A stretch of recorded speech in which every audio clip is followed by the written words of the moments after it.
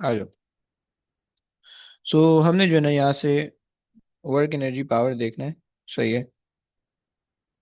Work energy and power. Okay. अच्छा जी।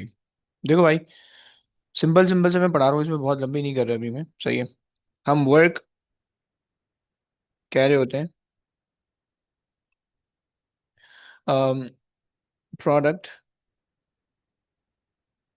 Of force. Okay. And the distance traveled in the direction of force, in the direction of force। Okay. First thing, right. Formula तुम लिखोगे force times distance, yes, force times displacement, S. सही है, is basically the work done, right. And ये तुम्हारे पास होती है scalar quantity. ये क्या हो गया? Scalar quantity. सही है, पहली चीज। अच्छा, वर्क डन का फॉर्मूला बता दिया, and work done simple energy होती है। सही है। अच्छा जी, since work done depends on the distance, okay, so अगर कोई जर्नी की बात करो तो वो जर्नी के स्टार्टिंग एंडिंग पॉइंट पे डिपेंड नहीं करेगा। ओके, समझ, स्टार्टिंग पॉइंट पे डिपेंड नहीं करेगा। ओके, बच्चे बात समझ में आ रही है? जरा हाँ ना बोलो प्लीज। देखो, वर्क डन जो है वो डिस्प्लेसमेंट पे डिपेंड करता है, राइट। सो किसी भी जर्नी के स्टार्टिंग पॉइंट पे चूंकि डिस्प्लेसमेंट जीरो होगी तो आप वर्क डन को कंसिडर नहीं करोगे, right. Work done depends upon the displacement. Okay, so it will never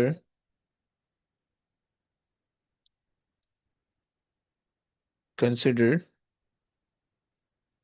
at the initial point। Okay, सही हो गया, पहली बात हो गई। सही है।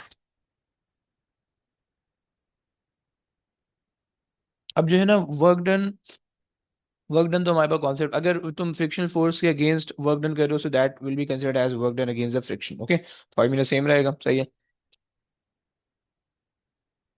और जो work done against the friction होगा वो हीट की फॉर्म में लॉस हो रहा होगा। सही है।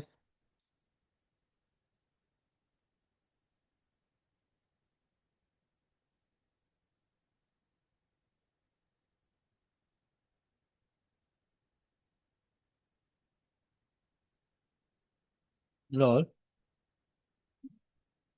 In the form of heat. यार एक सेकंड है ना, ये सही नहीं चल रहा।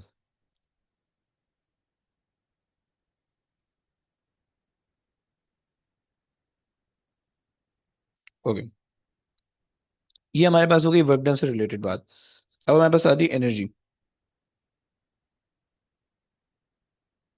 एनर्जी में हमारे पास है, एनर्जी सही है, हमारे 2 पास पॉइंट ऊपर वाले एक मर्तबा जल्दी-जल्दी बता देगा दोबारा। क्या चीज? ये लास्ट 2 पॉइंट दोबारा बता देगा एक मर्तबा। देखो, मैंने कहा कि वर्क डन जो है वो डेफिनेशन बताई कि product of force and displacement in the direction of force. सही है। फिर मैंने कहा फार्मूला लिखा, फार्मूला के अंदर मैंने बताया कि भाई वर्क डन जो है जो कि डिस्प्लेसमेंट पे डिपेंड करता है। तो इसी वजह से किसी भी जर्नी के स्टार्टिंग के अंदर, किसी भी काम के स्टार्टिंग के अंदर वर्क डन हम जीरो कंसिडर करते हैं, राइट, क्योंकि स्टार्टिंग के अंदर डिस्प्लेसमेंट जीरो होती है। समझ रहे भाई? और दूसरी चीज ये है कि जो वर्क डन जो है अगेंस्ट द फ्रिक्शन जो होगा वो सिस्टम के अंदर से लॉस हो रहा होगा in the form of heat, in the form of friction, in the form of कोई भी टाइप के लॉसेस के अंदर जा रहा होगा। क्लियर हो गया? जी सर। उसके बाद जो है अब आता है एनर्जी, राइट। एनर्जी हमारे पास, एनर्जी का जो सिंपल कॉन्सेप्ट होता है ability to do work, right. सही हो गया, energy is a simple thing, right. अब डेफिनेशन नहीं आती। अब एनर्जी के अंदर हमारे पास काइनेटिक एनर्जी है। सही है, काइनेटिक एनर्जी। सही है। काइनेटिक एनर्जी में हम ये कहते हैं कि भाई energy store in a mass due to its motion. Okay, right. और फॉर्मूला जो हमें पता है half m v square, right, kinetic energy का, सही हो गया। अच्छा जी, तुम्हारे पास जो है, अच्छा तुम्हारे पास अब, अगर तुम जो हो, ये हो गया, सही है, जूल्स यूनिट हो गया, ओके। एंड अगर तुम्हें चेंज इन काइनेटिक एनर्जी निकालनी है, चेंज इन काइनेटिक एनर्जी निकालनी है, सो तुम क्या करोगे, half m v square minus u square, please keep in mind, ये फॉर्मूला याद होना चाहिए, सही है। ड्राइव नहीं करना जरूरी नहीं है तुम्हारे पास, सही है, ये बस तुम्हें आना चाहिए, सही हो गया। Half m v square minus u square, right, this is the formula,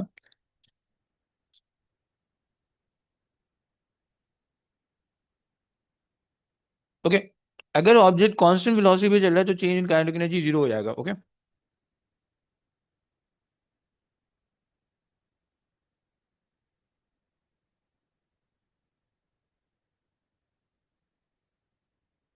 velocity,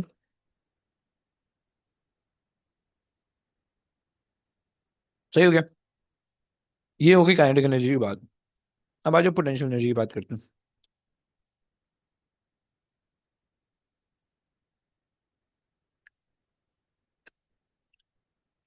gravitational potential energy, okay. Gravitational potential energy के अंदर हम कहते हैं कि it is the energy store in the mass due to the change in height in gravitational field, okay. ये हम कह देते हैं, सही हो गया। ये हमारे पास जो है ग्रेविटी, अच्छा, फॉर्मूला तुम क्या लिखोगे, G P E is equal to m g h, okay. ये तो हमारे पास सिंपल सा फार्मूला हो गया, सही है। अगेन यूनिट जूल्स है, सही है, और ये तो हमारे पास ग्रेविटेशनल पोटेंशियल एनर्जी होगी, सही। अच्छा जनाब आ जाओ। अच्छा देखो, इसके अंदर जो एच होना चाहिए that should be vertical, right, vertical होना चाहिए, राइट, वर्टिकल डिस्टेंस होना चाहिए, हॉरिजॉन्टल डिस्टेंस नहीं होना चाहिए, ओके।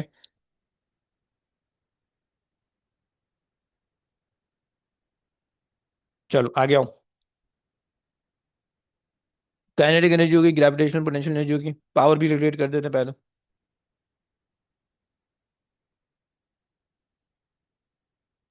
पावर के अंदर हम कहते हैं कि power is basically the rate of change of energy, okay. ये हम कहते हैं द रेट ऑफ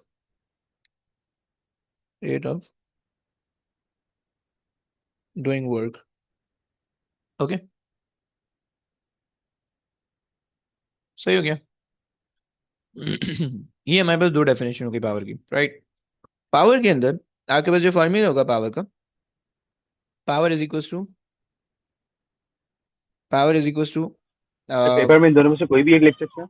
हाँ जी, power is equal to energy over time, okay, या फिर power is equal to work done over time, okay.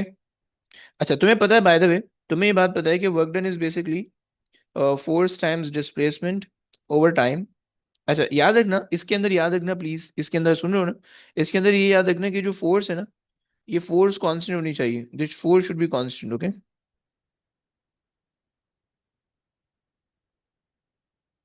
ये कांस्टेंट होनी चाहिए, राइट, एंड सिमिलरली यहाँ पे जो है ना, ये फोर्स हमारे पास कांस्टेंट है, राइट। अच्छा जब फोर्स कांस्टेंट है तो तुम्हें पता चल रहा होगा कि ये वाली जो चीज है, ये बेसिकली क्या होगी, ये क्या चीज बन जाएगी भाई, डिस्प्लेसमेंट अपॉन टाइम वेलोसिटी बन जाएगा, right. So you can also say that force times velocity is basically equal to power. Is that clear बच्चों? Yes, जी सर। perfect. अच्छा जी, आ जाओ, यहाँ तक डन हो गया। एक सेकंड में जरा,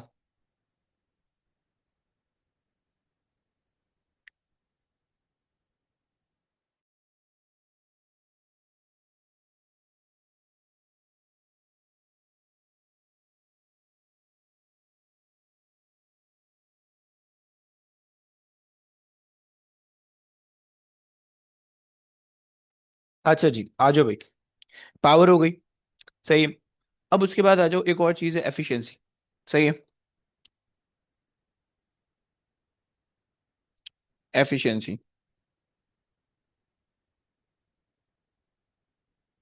एफिशिएंसी, राइट। ओके। अब एफिशिएंसी हम क्या कहते हैं? एफिशिएंसी हम कहते हैं कि भाई यूजफुल पावर। अबे यार, useful power divided by the input power या टोटल पावर इंटू 100, राइट। या फिर हम कहते हैं, इसको हम रेफर करते हैं, सही है। या फिर इसको हम कहते हैं यूजफुल एनर्जी। पावर के बजाय क्या कहते थे? Useful energy, right. देखो क्वेश्चन के अंदर ना वो तुम्हें कभी कभार कंफ्यूज क्या करता है कि एक एक पावर की फॉर्म में दे देगा और एक एनर्जी की फॉर्म में दे देगा, राइट। सही है। एक पावर की या बी ए एनर्जी की फॉर्म में दे देगा या पावर की फॉर्म में दे देगा, सही है। So you have to convert everything into the power, okay, तब जाके ये सॉल्व होगा। ओके। ये तो हमारे पास होगी एफिशिएंसी। यहाँ तक जो क्वांटिटीज थी वो हमने कंप्लीट कर ली, सही है। अब जो है, हमें इन सारी चीजों को, मतलब ये जो वर्क है, एनर्जी है, gravitational potential energy, kinetic energy, power है, इनको रिलेट कैसे करेंगे? पावर तो चलो सीधा सीधा कॉन्सेप्ट है कि डिवाइडेड बाय टाइम करोगे तो रिलेट हो जाएगा, लेकिन वर्क डन और काइनेटिक एनर्जी को, ये kinetic energy gravitational potential energy को रिलेट कैसे करेंगे? तो उसके लिए हमारे पास लॉज है, right. First law is basically the law of conservation of energy, right. वो क्या कहते हैं? वो क्या कहते हैं कि भाई इन द क्लोज सिस्टम, सही है, the total energy remain remain conserved, right। सही हो गया। while the energy transform from one point, yeah, from one form to other form, okay, to other form, सही है। मतलब जो है, अब देखो, अब्बा पैसे कमा के ला रहे हैं, सही है। अब्बा की तनख्वाह है 1,00,000 रुपया, सही है। अब्बा पैसे कमा के ला रहे हैं, सही है। अब्बा ने उनमें से जो है ना कुछ पॉकेट मनी बच्चों को दे दी, सही है। अब बच्चे चौड़े नहीं हो सकते कि हमारे पास जो है ना पैसे आ रहे हैं, घर में पैसे आ रहे हैं, ये नहीं, वो 1 ही लाख आ रहे हैं घर में, उससे ज्यादा नहीं आ रहे, राइट। अब्बा ने कुछ पैसे जो है ना अम्मा को दे दिया आपके, सही, घर भर के खर्चे के लिए, सही है। अब उस घर के खर्चों में से जो है ना आपको अम्मा ने कहा दही लेके आओ, हरा धनिया पुदीना लेके आओ, आपने बीच में अपनी कटिंग डाल दी, सही है। आपने करप्शन कर दी, सही है। तो इससे ये मतलब नहीं है कि आप अमीर हो जाओगे, सही। इससे क्या मकसद है कि घर के अंदर तो 1 ही लाख पड़ा है, सही है। अब उसके अंदर से तुम पैसे शार्ट करो, सही है, या उसके अंदर से तुम उसके अंदर कुछ जो है ना किसी और को दो, लेकिन वो होगा उसी 1 लाख के अंदर से, राइट। सिमिलरली एनर्जी का कॉन्सेप्ट है कि अगर तुम्हारा एक सिस्टम है, तो सिस्टम के अंदर जो है जो एनर्जी है, सही है, वो एनर्जी जो है वो एक ही वैल्यू रहेगी उसकी, राइट। सही है ना, उसके अंदर से कुछ बाहर जाएगा ना अंदर आएगा, राइट, वो सेम रहेगी, फिक्स रहेगी, सही है। अब हाँ, वो ट्रांसफॉर्म हो सकती है, अब्बा के पैसे बेटे के पास, बेटे के पैसे अम्मा के पास, सही है।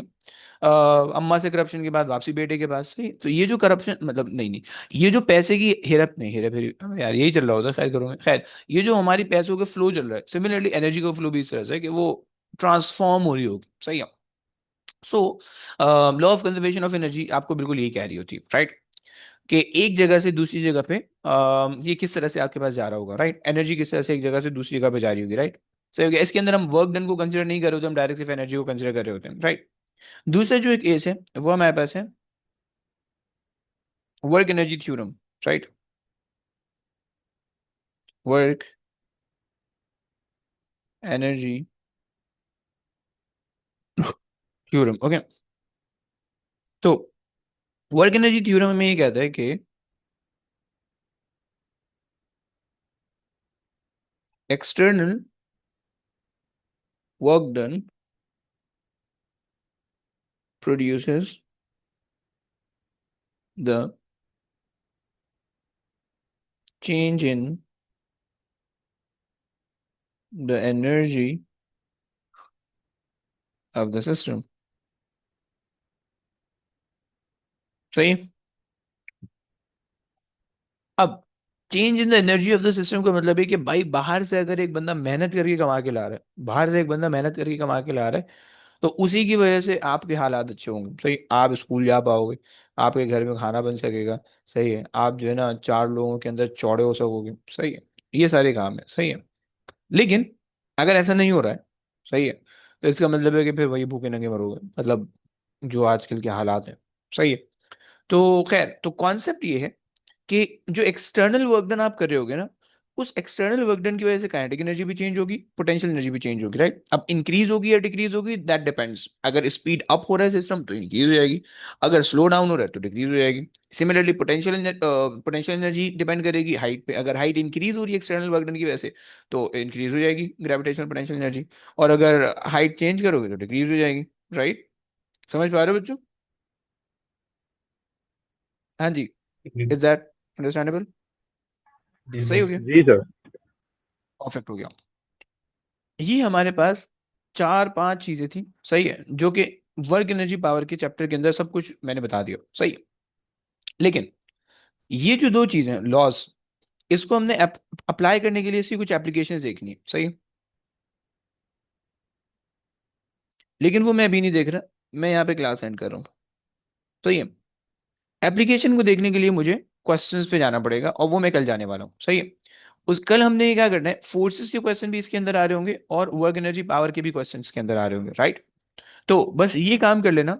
अगर तो तुमने लेक्चर लिखा है तो सही है, नहीं लिखा तो इसको अपने सामने लिख के कल तुम्हारे सामने कॉपी के अंदर ये लिखा हुआ होना चाहिए, ये दो चीजें बस लिखी हुई होनी चाहिए। ओके, ये मुझे दो चीजें लिखी हुई चाहिए, हम जितने क्वेश्चन करेंगे ये दो चीजें तुम्हारे सामने लिखी हुई होनी चाहिए बस। लिख लिया सही सर, है, लिख लिया। बस ये दो चीजें तुम्हारे सामने लिखी होंगी, मैं जो भी क्वेश्चन होगा मैं उसमें से कोई भी लॉ कोट करके और फिर उसको समझाऊंगा उसी क्वेश्चन के अंदर।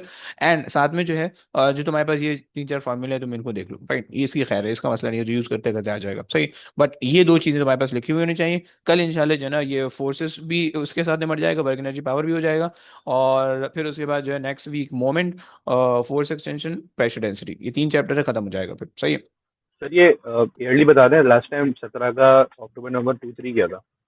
सही है, मैंने यार दो और तीन ईयरली नेक्स्ट दिए मंथ, हुए होंगे।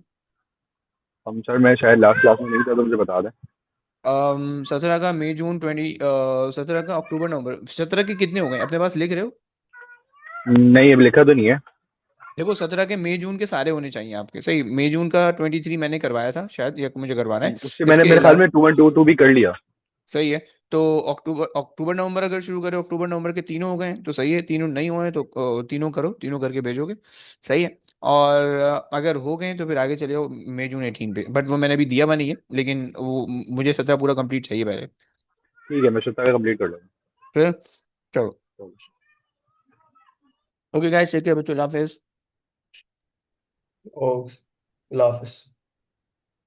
अल्लाह हाफिज।